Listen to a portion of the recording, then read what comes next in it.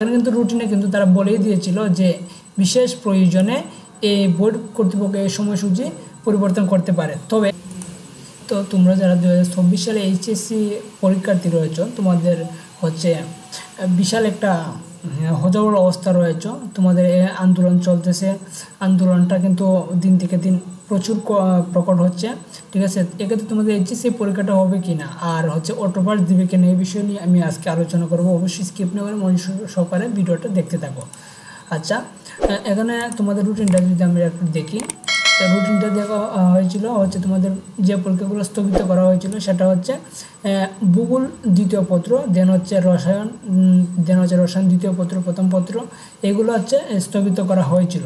এখানে রুটিনে কী বলা হচ্ছে, সংশ্লিষ্ট সকলকে জানানো যাচ্ছে যে উচ্চ মাধ্যমিক সার্টিফিকেট পরীক্ষা 2024 স্থগিতকৃত পরীক্ষাসমূহ নিম্নবর্ণিত সময়সূচি অনুযায়ী হবে।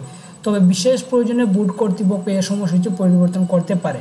এখানে কিন্তু রুটিনে কিন্তু তারা বলেই দিয়েছিল যে বিশেষ প্রয়োজনে এই বোর্ড কর্তৃপক্ষ এই সময়সূচি পরিবর্তন করতে পারে। তবে তোমাদের যে রুটিনটা মেবি চেঞ্জ হতে পারে, কারণ আন্দোলনটা কিন্তু দিন থেকে দিন প্রচুর কঠোর হচ্ছে। ঠিক আছে, এখানে যদি আমরা সর্বশেষ খবর দিয়ে দেখি, সর্বশেষ খবর দিলে আমরা দেখতে পারবো আজকের আন্দোলন দেখতে পাচ্ছ, কুমিল্লা শিক্ষার্থীদের মিছিলে যুবলীগের হামলা, 5 শিক্ষার্থী গুলিবদ্ধ। এখানে আন্দোলনটা কিন্তু প্রচুর বেকমান হচ্ছে। ঠিক আছে, শিক্ষার্থীদের সঙ্গে আলোচনায় বসেছে আওয়ামী লীগ। আচ্ছা, এখানে অনেকগুলো নিউজ রয়েছে। তো আর অন্যদিকে হচ্ছে অনেক শিক্ষার্থী হচ্ছে এইচএসসি পরীক্ষাটাই দিবে না দাবি জানাচ্ছে, কারণ হচ্ছে তাদের অনেক শিক্ষার্থীকে হচ্ছে জেলে ভরা হচ্ছে, কারাগারে ভরা হচ্ছে। আর হচ্ছে অনেক স্যার, যে সাপোজ হচ্ছে বন্দি পাঠশালার বড় ভাইয়া বা ভালো স্যার, তারপর হচ্ছে 5 তার 10 মিনিট স্কুলও হচ্ছে এই ক্লাস নেওয়া বন্ধ করে দিয়েছে, তারা অনলাইনে ক্লাস টোটালি অফ করে দিয়েছে।